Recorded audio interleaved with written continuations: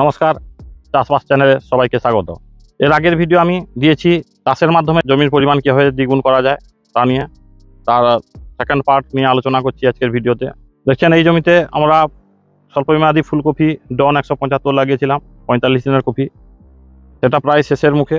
এখন তার ভিতরে যে বেগুন লাগানো হয়েছে, এই বেগুন গাছের পরিচর্যা কীভাবে করতে হবে তা নিয়ে বিস্তারিত আলোচনা করছি আজকের ভিডিওতে। ভিডিওটি শুরুর আগে একটি অনুরোধ, ভিডিওটাকে না টেনে পুরোটাই দেখবেন। ফুলকপি কেটে নেওয়ার পর এই যে মূল সমেত কাণ্ডটা আমরা এইভাবে তুলে তুলে এক জায়গায় রেখে দিয়েছি। এটা আমরা বাইরে ফেলে দেব। এরপর সেচ দিয়েছি একটা। সেচ দেওয়ার সময় আমাদের লক্ষ্য রাখতে হবে এই যে গাছের মূল পর্যন্ত যেন জল না যায়। দেখছেন এই পর্যন্ত জল গেছে, মোটামুটি জল সেটা এমনভাবে দিতে হবে যেন উপর পর্যন্ত না যায়। কারণ বেগুন গাছ বলুন, টমেটো গাছ বলুন, এগুলো যদি বেশি জল হয়ে যায় তাহলে গাছ মরে যাওয়ার সম্ভাবনা থাকে। এই জন্য এই মূলের নিচের অংশটা 1 থেকে 2 ইঞ্চির নিচে জল দিতে হবে। মোটামুটি এখন হালকা পরিমাণ জল দিতে হবে যাতে গাছের শিকড় সেই জলটা তুলে নিতে পারে। এবং বেশি জল দিয়ে দিলে দেখছেন এইগুলো আগাছায় ভর্তি হয়েছে, সেটা মাটি শুকোতে দেরি লাগবে এবং যার ফলে আমরা আগাছা পরিষ্কার করতে পারবো না। আগাছা যত বেশি হবে মাটির মধ্যে যে পুষ্টি উপাদান আছে আগাছা তুলে নিবে, যার জন্য গাছ আপনার রোগা হয়ে যাবে, অর্থাৎ গাছের বৃদ্ধি ঠিকভাবে হবে না। এরপর 2-3 দিন পর এই আগাছা আমরা পরিষ্কার করে দেবো কোদালের সাহায্যে এবং আগাছা পরিষ্কার করে এনপিকে 10-26-26 আমরা প্রতি কাঠায় 2 কেজি করে দিয়ে তারপর আমরা বেড তৈরি করব। এই দেখছেন এইটা কপির একটা বেড, মোটামুটি মাঝখানে একটা বেড ছেড়ে বেগুন গাছ লাগিয়েছি। কারণ বেগুন গাছের দূরত্ব মোটামুটি আপনার 35 থেকে 40 ইঞ্চি হওয়া দরকার। এই অংশটা যখন কোদাল দিব সমতল হয়ে যাবে, তারপর গাছের গোড়া থেকে এদিকে 6 থেকে 8 ইঞ্চি এবং এদিকে 6 থেকে 8 ইঞ্চি চওড়া মোটামুটি বেড করব। মাঝের অংশটা মাটিটা তুলে নিয়ে এই অংশটা উঁচু করে বেড তৈরি করব এবং এটাই জল যাবে, যার ফলে গাছের গোড়ায় আপনার জল যাবে না। যেটা আগেই বলেছি, গাছের গোড়ায় জল গেলে ছত্রাক আক্রমণ হতে পারে এবং গাছ মরে যাবে। এটা লাগানো প্রায় 20-25 দিনের মতো হয়ে গেছে বেগুন গাছে লাগানো। আমি একবার লাগানো 2 দিন পরে ফাঙ্গিসাইড দিয়েছিলাম, তারপর 20 দিন পরে আরেকবার ফাঙ্গিসাইড দিয়েছি, যেখানে আছে ম্যানকোজেব 50% এবং কার্বেন্ডাজিম 25%। এই গ্রুপের যে কোনো ছত্রাকনাশক আপনারা ব্যবহার করতে পারেন, ভালো কাজ আছে। আমার পুরো জমিটাই দেখুন একটাও গাছ মরেনি। ব্যাকটেরিয়াল উইল যে রোগটা হয় সাধারণত গাছের গোড়া শুরু হয়ে যাবে এবং সেই জায়গাটা পচে গাছটা মরে যাবে।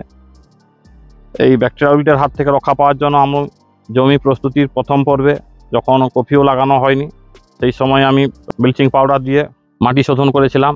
কেমন করে করেছি, কত পরিমাণ দিতে হয়েছে, যারা জানতে চান আমার ভিডিওটা দেখে নেবেন। মাটি শোধন তার রেজাল্ট এইরকম দেখা যাচ্ছে, অর্থাৎ পুরো জমিটাই দেখুন কোথাও একটাও গাছ মারা যায়নি যেরকম, এবং গাছের বৃদ্ধি ভালো আছে। এই গেল ব্যাকটেরিয়ার হাত থেকে রক্ষার উপায় এবং ছত্রাকের হাত থেকে রক্ষার জন্য আমি তো বলে দিলাম কি ফাঙ্গিসাইড দিতে হবে। এই অবস্থায় গাছের যেটা সবথেকে সমস্যা হচ্ছে এই যে ডগা ঢলে পড়া। ডগার ঢলে পড়া কোনো রোগ নয়, ডগার ঢলে পড়ে কারণ হচ্ছে এখানে ফল ছিদ্রকারী পোকা যেগুলো থাকে, লেদা জাতীয় পোকা, এই যে ডগার নরম অংশে ঢুকে পড়ে, যার ফলে যে জায়গাটা দেখবেন ছিদ্র আছে তার 1 থেকে 1.5 ইঞ্চির নিচ থেকে ডগাটা পুরো ঢলে যাবে।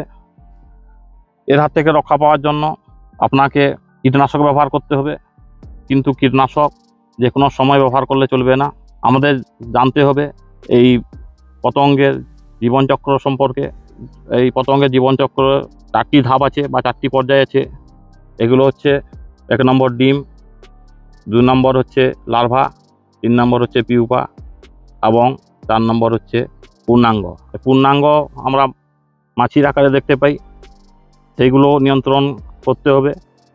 এগুলো নিয়ন্ত্রণ করলেও পাশের জমি থেকে চলে আসে এবং দেখবেন কোনো একটা যে পাতা পুরো একটা প্রসারিত হচ্ছে সে জায়গায় নয়, কুঁকড়ানো পাতার নিচে এই নিচের অংশে একটু ময়লা তুলোর আকারে যেন থাকে, সেই জায়গাটা তারা ডিম পাড়ে। সেই ডিম পেড়ে কিছুদিনের মধ্যে লার্ভায় পরিণত হয়।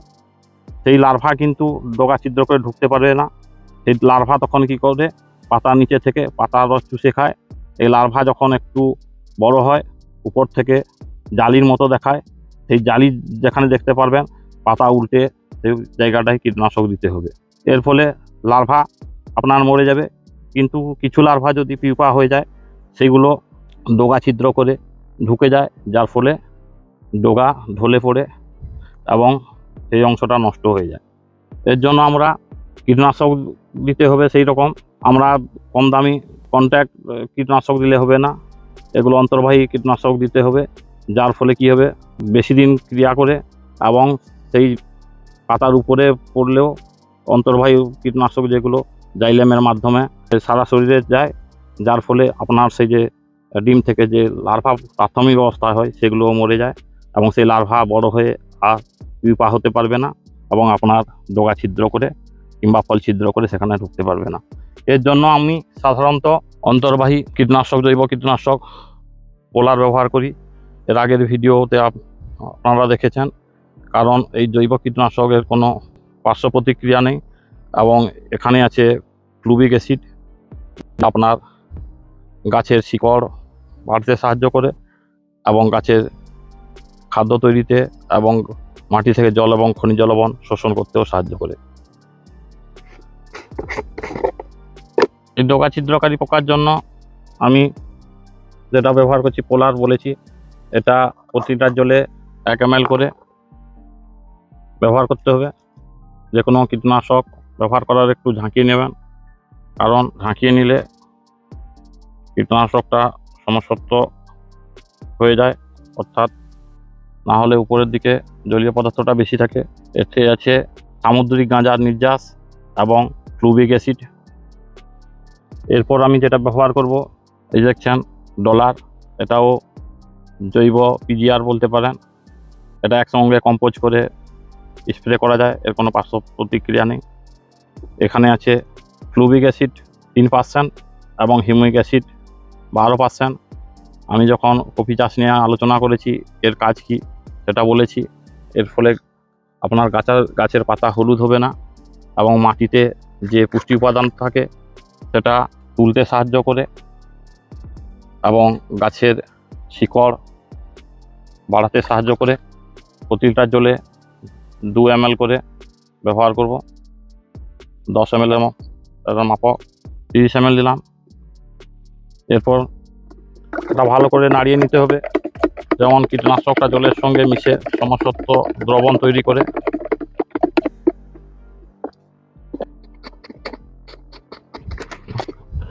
ভালো করে স্প্রে করে দিতে হবে যেন গাছের প্রতিটি অংশ ভালোভাবে ভিজে যায়।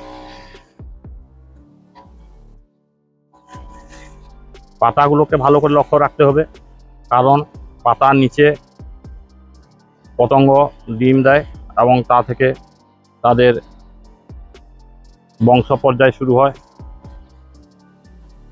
কারণ এরপর যখন গাছে ফুল আসবে এবং ফল ধরবে, এই অবস্থায় যদি পতঙ্গের জীবনচক্রটাকে নষ্ট না করতে পারি, তাহলে একটাও ফল ভালো পাবো না। অর্থাৎ ফল ছিদ্রকারী পোকা ভিতরে ঢুকে গিয়ে সব বেগুন ছিদ্র করে দিবে, যা বিক্রির যোগ্য হয়ে যাবে।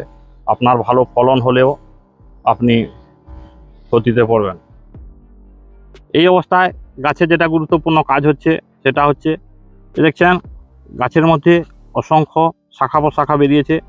এই গোড়ায় যদি এত শাখা প্রশাখা বের হয়, তাহলে কাণ্ডটা মোটা হবে না, যার জন্য আপনার যখন ফলন বেশি হবে গাছে, তাহলে এই শাখা প্রশাখাগুলো ভেঙে যায় এবং গাছ রোগাক্রান্ত হয়ে যাবে।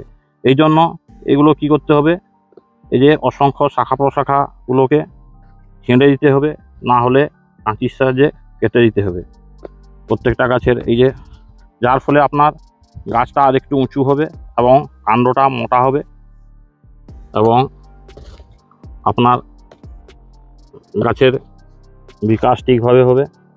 অসংখ্য শাখা প্রশাখা থাকলে, এই যে শাখা প্রশাখা অনেক হওয়ার ফলে সেগুলো গাছটাও দুর্বল হয়ে যাবে, কারণ খাদ্য জোগাতে পারবে না এবং ফুলের সাইজ ছোট হয়ে যাবে। এই অবস্থায় কাটার পর হালকা পরিমাণে যে কোনো ফাঙ্গিসাইড দিয়ে দিতে হবে, কারণ যদি কোনো মোটা শাখা প্রশাখা কেটে দেওয়া হয় তার এটা শুকিয়ে যেতে পারে এবং সেখানে ছত্রাক আক্রমণ করতে পারে। যার জন্য কেটে দেওয়ার পর আমরা যে কোনো ফাঙ্গিসাইড স্প্রে করে দিই। লাগানোর পর এখন পর্যন্ত বেগুন গাছের পরিচর্যা এরকম করে করতে হবে এবং এর পরবর্তী পরিচর্যা কী হবে তা জানতে হলে চোখ রাখুন চাষবাস চ্যানেলে। ধন্যবাদ।